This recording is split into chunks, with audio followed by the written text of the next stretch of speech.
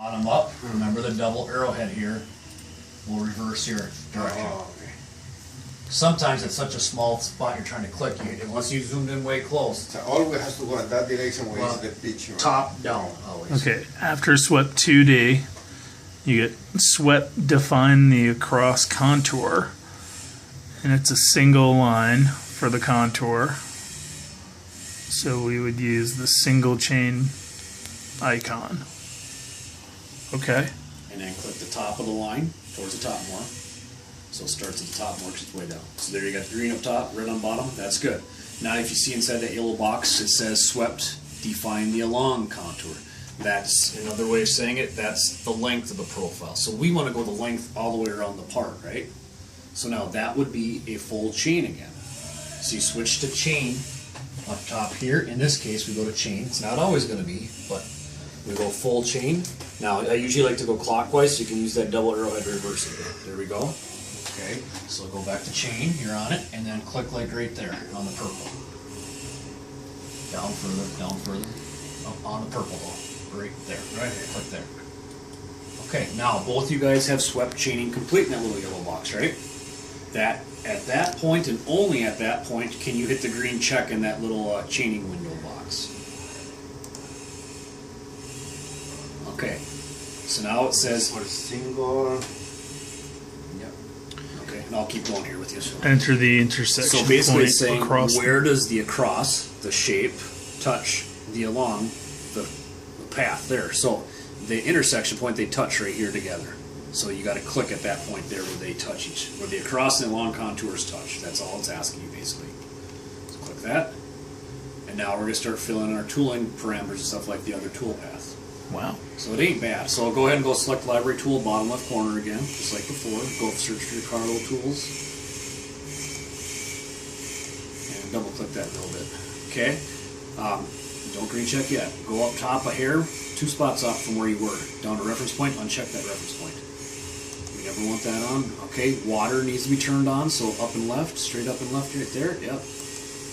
Turn that, it's on already, so we're lucky there. Okay, green check that. Okay, now up top there's a swept 2D parameters tab. The first option up there, it says across cut distance. This is our step over distance, so it makes a cut, goes around, steps over. We do 0.06 here. Give or take a 1/16 of an inch step over, so 0.06. Okay, stock delete, if you put anything in there and if it was a positive value, it would leave material up. So if you had a 1/4 inch in there, it would cut it a 1/4 inch high. Next option down says rapid depth absolute. That's again stone thickness plus an inch. So we want to be 3 again. Be sure you hit enter after it. Okay. I'll be right with you here. And then all the other information on there, we don't touch it the first time through. I'd say 99% of the time it calculates them correctly. If it's a closed profile, it always calculates it correctly. It's when it might just be cutting just a single arch, it gets confused sometimes which line to cut to. Green check out, then we would mess with that. There's your tool path. There's your first suite. And then we go into properties and run. Not yet. Now you still have 1 inch of material you got to cut away after that, right? Oh, yep. Or 1/8 inch because you're leaving an 1/8 inch on the, or Yep. 7/8 because you're leaving an 1/8 inch down. So you can go back and do contour again. Now, it gets really clustered in a hurry here with this blue toolpath, right? You can't see your geometry. So what you do, let me just grab this, I'll show you. If this is checked on, which it's not, but I'll check it on, so it's active. Come hit these blue squigglies right here. That's how you can turn your toolpaths on and off. But only if this is checked on. You see if I do that, it's unchecked, nothing happens. So nothing for me to turn on. So I can either hit this to check it on, or I can click them on one at a time right here and turn them on or off with that.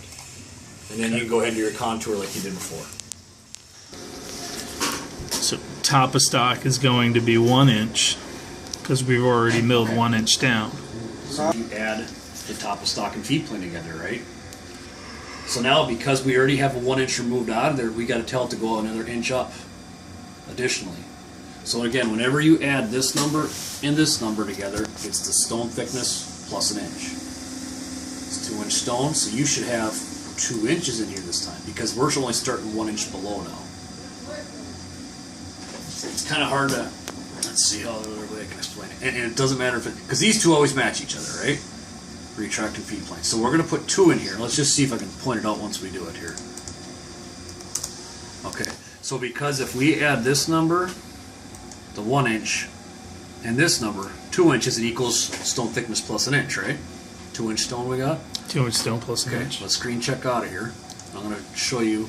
Okay, so here's our rapid moves over here. So you can see 1 inch depth only we're milling. Yep. Let's go to a right view. It might be easier to see.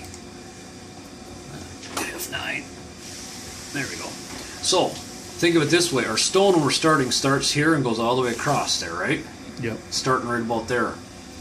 So because we milled down already with that profile all the way around, if we're cutting multiple pieces of this cap, you might be cutting 6 of these, we got to be sure that this tool lifts up 1 inch above the stone, so when it goes from this cap to the next cap, it's got that 1 inch thickness clearance.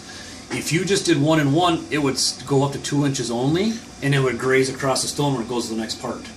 Which ain't the end of the world if it's only grazing, but if it's into the stone quite a bit, that's a rapid move, and that's bad news then. So we always want Bad to be news 1 because inch you above. can mess up the part, or Well, bad news 'cause- part slash tool slash tool. spindle. yeah, and tools are 3,000 just for the. Fucking expensive, right? Yeah. That's why I hear. Yeah. The tip itself is $1,000 that replaceable tip. So You could replace just the tip, that little fucking it's thing. about 1 inch of cutting depth. Which that's the majority of the cutting you're doing anyhow.